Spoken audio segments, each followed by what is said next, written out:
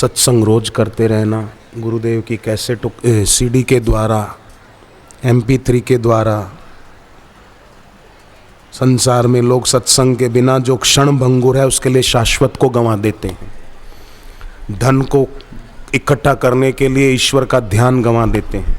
सत्ता पाने के लिए सत्य छोड़ देते हैं। प्रभुता पाना चाहते हैं, प्रभु नहीं पाना चाहते हैं। धन सार्थक लगता है, ईश्वर का ध्यान निरर्थक लगता है। सत्ता चाहते हैं, सत्य नहीं। असार है जो, उसके लिए सार को गंवा देते हैं। बेकार के कंकर बीनते रहते हैं और सांसों के हीरे बर्बाद कर देते हैं।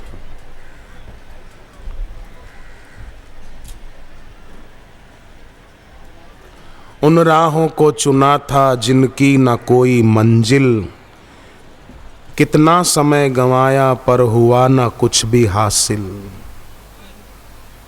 तो गुरु के उपदेश द्वारा विवेक जागृत हो और उस विवेक के प्रकाश में ममता, कामना और तादात्म्य का त्याग। किसी से तादात्म्य नहीं। आईना किसी के आकार को पकड़ता है, सामने खड़े रहो, आप हटो तो आईना ऐसे का ऐसा। ऐसे किसी से मिले जुले बस फिर शांत। स्मृति पर काबू पतंजलि योग दर्शन में आया है। स्मृति पर काबू हो, हम जब चाहें तभी कोई बात याद आए किसी व्यक्ति की। ऐसा नहीं कि माला लेकर बैठे और कोई किसी व्यक्ति की, वस्तु की याद आ रही है। इस स्मृति पर काबू नहीं है। इससे लाभ होगा, हम इसका खूब ध्यान रखें। जीवन में सदगुरु के सत्संग से और जप तप प्राणायाम आदि से अकर्तव्य, असाधन और आसक्ति, इन तीन का नाश होने लगेगा। अकर्तव्य माने न करने योग्य कर्म, असाधन माने इच्छा पूर्ति से होने वाला क्षणिक सुख, उसकी लालच का त्याग। असाधन नष्ट हो जाए, आसक्ति नष्ट हो जाए। जैसे अभी यहाँ बैठे हैं, अभी गुरुदेव थोड़ी देर में आएंगे, सत्संग सुन के हम यहाँ से जाएंगे घर की ओर। तो दोबारा इधर लौट के कौन आएगा? बहनों, कौन आएगा इधर लौट के? बापूजी के जाने के बाद वो जरूर आएगा जिसकी कोई चीज छूट गई हो इधर। अरे मेरा आसन उधर रह गया, अरे कि मेरी टोपी उधर रह गई, कि मेरी थैली उधर रह गई, मेरा चश्मा उधर रह गया। वो तुरंत आएगा कि मेरी चीज रह गई, मेरा बैग रह गया। उसी प्रकार जब मौत आती है, जीव शरीर छोड़कर जाता है, तो दोबारा संसार में जन्म लेकर वही आता है जिसकी किसी वस्तु व्यक्ति में ममता रह गई कि मेरा घर, मेरे बच्चे, मेरा मकान, मेरी दुकान, मेरे पैसे, मेरी ज्वेलरी, उसको फिर से आना पड़ता है। और जिसकी रही नहीं ममता, उसको आना ही नहीं पड़ता, वो मुक्त हो जाता है। बाजार में गए, जो चीज खरीदनी थी खरीदी, अब कोई चीज खरीदने की इच्छा ही नहीं, घर जाके सो जाएंगे। पर बाजार में गए, पैसे से चीज खरीदी, और भी कुछ खरीदने की इच्छा, पर पैसे खत्म हो गए, तो क्या करेंगे? घर जाएंगे, पैसे लेकर फिर आएंगे। पर चीज खरीदने की इच्छा ही नहीं अब कोई, तो चलो भाई घर आराम करो। ऐसे ही संसार में आए, अब किसी से कुछ सुख पाने की इच्छा ही नहीं रही, तो दोबारा जन्म लेकर क्यों आएंगे? कहीं अपनापन रहा ही नहीं कि ये मेरा गुरु में और ईश्वर में हो गया बस, तो वो लौट के क्यों आएगा? न स पुनरावर्तते, फिर पुनरावर्तन नहीं होगा। पर सत्संग और भक्ति खूब जरूरी, नहीं तो ये सब छूटता नहीं है। शंकराचार्य जी ने कहा, यद्यपि लोके मरणं शरणं, यद्यपि लोके मरणं शरणं। इस लोक को मृत्यु लोक कहा। यहाँ सब शरीर छोड़कर जाने वाले हैं। आज नहीं, 50-25 साल के बाद, जिसकी जब उम्र होगी। यद्यपि लोके मरणं शरणं, यद्यपि लोके मरणं शरणं, तदपि न मुञ्चति पापाचरणं, तदपि न मुञ्चति भज गोविन्दं, भज गोविन्दं, भज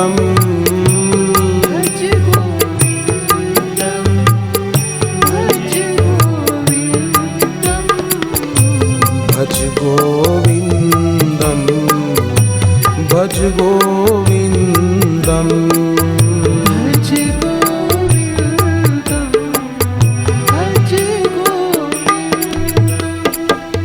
भज गोविंदम। उन्होंने आदेश दिया है, भज माने भजें।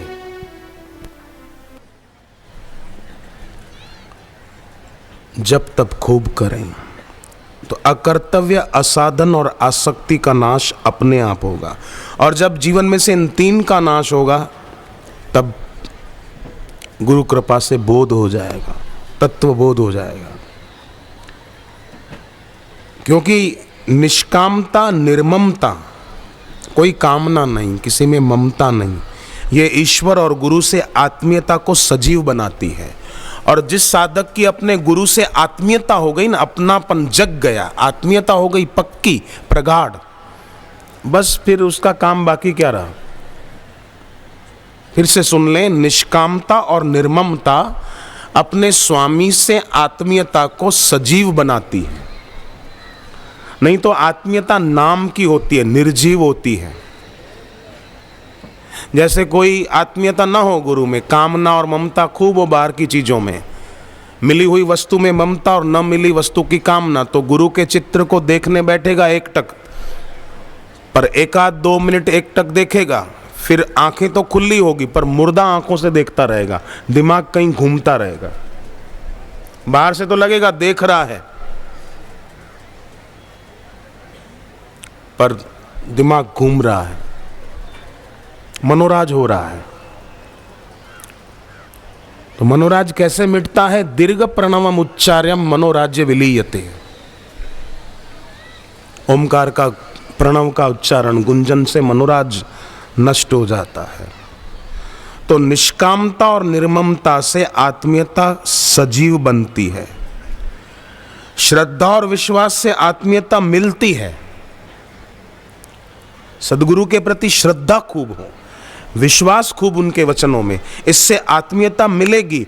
पर निष्कामता से आत्मीयता का पोषण होता रहेगा कि गुरु तो किए हैं, गुरु से दीक्षा ली है, पर गुरु से केवल गुरु जी ये काम हो जाए, वो काम हो जाए, नहीं नहीं, मेरे द्वारा कोई सेवा हो जाए, बस मेरे को गुरुदेव का दर्शन मिल जाए।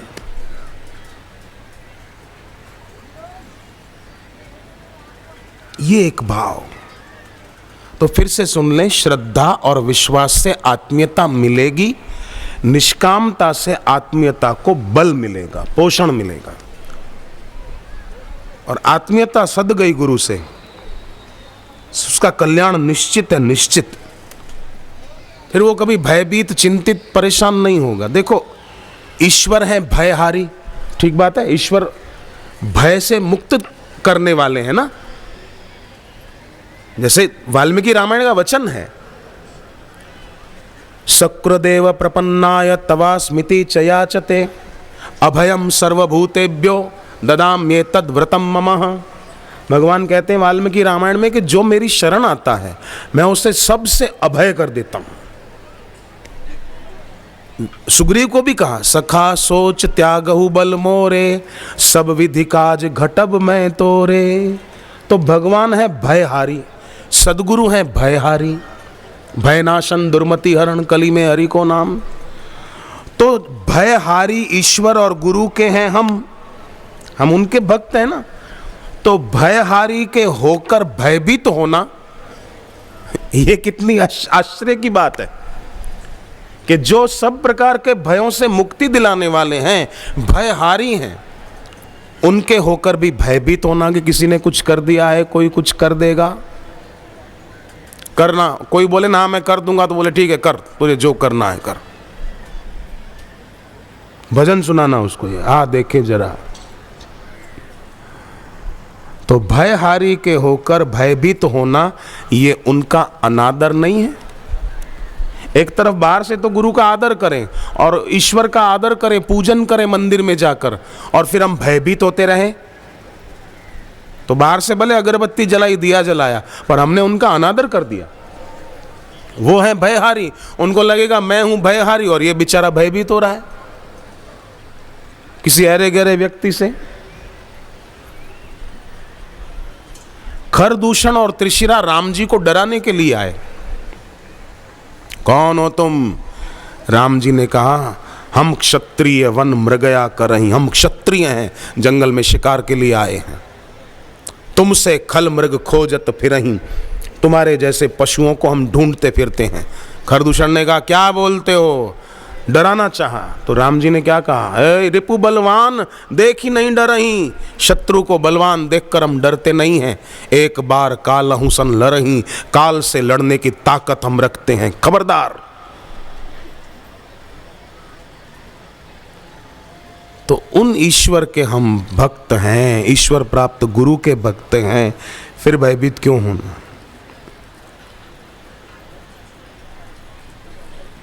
जो हमारे बारे में हमसे भी ज्यादा जानते हैं, ईश्वर हमसे ज्यादा हमारे बारे में जानते हैं कि नहीं? बोलो भाइयों।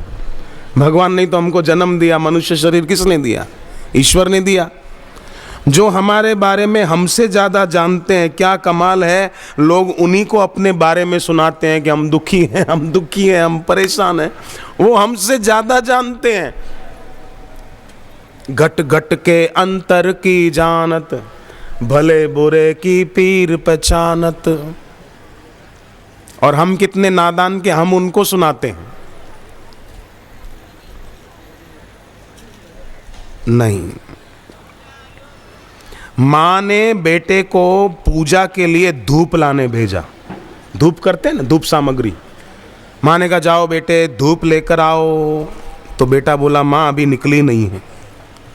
बेटा ये धूप समझ रहा है, सूरज की धूप। सेठानी ने पत्र दिया जाओ लेटर बॉक्स में डाल कर आओ। नौकर लौट कर आया, बोले वहां ताला लगा हुआ है इसलिए मैंने डाला ही नहीं है।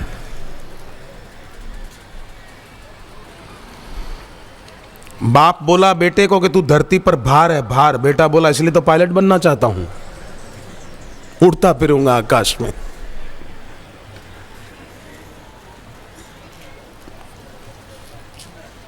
तो जब कोई व्यक्ति नासमझी के कारण संसार में महत्व बुद्धि और सत्य बुद्धि करके अपने में कोई गुण लाकर उन गुणों का उपभोग करने लग जाता है, तब उसके जीवन में गुणों का विकास रुक जाता है।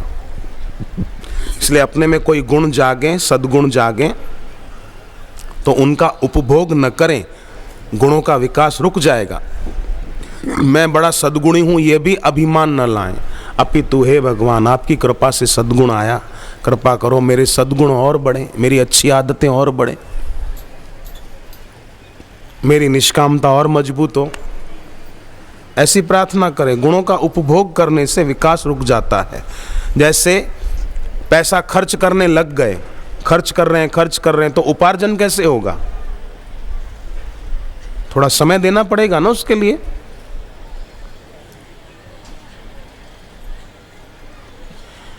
जिनके घर में विघ्न आते रहते, थोड़ी ये घर गृहस्थी की बातें काम, जिनके घर में विघ्न समस्याएं खूब आते हैं, उनको चाहिए कि पूनम के बाद जो चतुर्थी आए कृष्ण पक्ष की, उस दिन सुबह गुरुदेव का और गणेश जी का विशेष पूजन कर लें। ओम गम गणपतये नमः जप, गुरु मंत्र का जप। और रात को 9 साढ़े 9 बजे आकाश में चंद्रमा दिखे तो चंद्रमा में गणपति जी की भावना करके अर्घ्य दो, दीप जलाकर दिखा दो। ओम गम गणपतये नमः थोड़ा जप कर लो, थोड़ा गुरु मंत्र जप कर लो, और फिर शुभ संकल्प प्रार्थना करो। बस शांत बैठो, अपने आप बढ़िया होने लगेगा। हर चतुर्थी को करो, पूनम के बाद जो चतुर्थी आए हमेशा करो।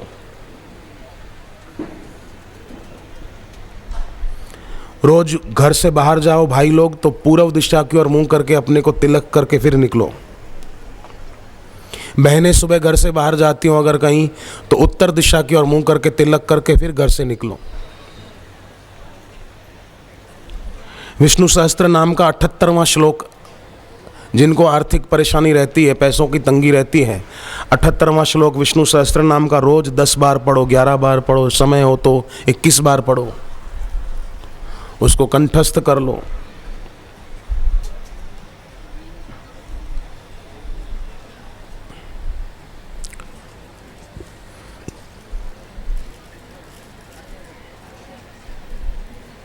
कर्जा है किसी के सिर पर तो मंगलवार को नमक छोड़ दो, नमक मिर्च मंगल को नहीं। गजेंद्र मोक्ष का पाठ रोज, और महीने में एक शिवरात्रि आती है, उस दिन शाम को जब सूर्य ढल रहा हो तब घर के आसपास जो शिव मंदिर हो 5 बत्ती वाला दीपक जला के रख दें, बेलपत्र चढ़ा दें और बैठ के थोड़ी देर गुरु मंत्र का जप करें, तो अपने आप भार उतरता जाएगा। उल्लासनगर में एक लड़का मिला था, उसने ये नियम किया तो 30 में से 24 लाख कर्जा उतर गया, ऐसा उसने बताया था मुझे।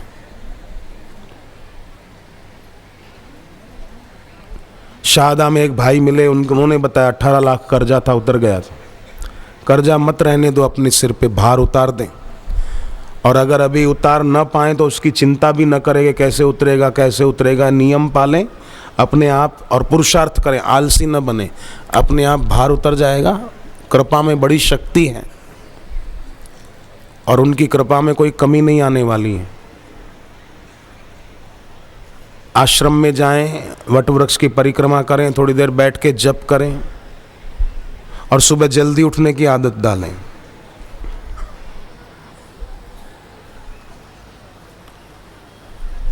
कर सकें थोड़ी देर गुरुदेव की मूर्ति की तरफ, तस्वीर की तरफ एकटक देखें, आंखों की पलकें ना हिलें। आंखों से आंसू आने लगे तो आंख बंद कर लें, बंद आंखों से आज्ञा चक्र पे ध्यान करें। चेन्नई एयरपोर्ट पे मैं खड़ा था तो एक भाई साहब आए, बोले मैं बापूजी का शिष्य हूँ और इंडियन एयरलाइंस में यहाँ चेन्नई एयरपोर्ट पे इंजीनियर हूँ मैं। पहले जब मेरी पढ़ाई पूरी हो गई, इंडियन एयरलाइंस में मैं काम करना चाहता था, सर्विस के लिए आया, इंटरव्यू देने बैठा तो मेरे को रिजेक्ट कर दिया। फिर मैं घर आया, दुख हुआ बहुत कि काम नहीं मिला मेरे को, थोड़ा दुख हुआ पर निराश नहीं हुआ। निराश नहीं होना चाहिए, निराशा खुद का बड़ा भारी अपमान है। एक बीज में से वृक्ष हो सकता है तो इंसान कितना महान हो सकता है, और वृक्ष आकाश में कितना ऊंचा उठ सकता है उसकी कोई सीमा नहीं है, बहुत ऊंचा उठ सकता है। उसी प्रकार मनुष्य भी बहुत ऊंचा उठ सकता है, महान हो सकता है। केवल जीवन में निराशा को स्थान न दें। 4 हमारे दुश्मन हैं, लोग बोलते हैं ये मेरा दुश्मन वो मेरा दुश्मन। 4 दुश्मन हैं। आलस्य, सुबह देर तक सोए रहना आलसी बनकर। दूसरा पर निर्भरता, दूसरों पर डिपेंड, ये मेरे को मदद करे वो करे। तीसरा दुश्मन है समय का दुरुपयोग, समय फालतू गंवा देते हैं, सो कर फालतू गपशप करके। आलस्य, पर निर्भरता, समय का दुरुपयोग और निराशा, निराश हो गए, ये 4 अपने दुश्मन हैं। इन 4 से जो बचकर चलेगा वो जरूर सफल होगा। और 3 बातें, कोई भी काम में सफलता पानी हो तो 3 बातें। एक तो उत्साह खूब हो, खूब उत्साह, नहीं ये काम अपने को करना ही है बस, होके रहेगा, उत्साह। और दूसरी बात खुशी, प्रसन्नता। और तीसरी बात अपने इष्ट का, गुरु का सुमिरन। ये 3 काम करेंगे तो अपने को अपने कार्य में सफलता निश्चित रूप से मिलेगी। पर उत्साह की जगह हो निराशा, खुशी की जगह हो उदासी और सुमिरन की जगह हो विस्मृति, तो कैसे काम हो? हनुमान जी समुद्र पार करने वाले थे तो हनुमान जी में उत्साह खूब था। सिंह नाद करी बारही बारा, लीलही नांगहूं जल निधि खारा। उत्साह खूब था, मैं खेल खेल में समुद्र पार कर जाऊंगा। खुशी बहुत थी, हो यही काज मोहि हर्ष विशेषी, प्रसन्नता बहुत थी।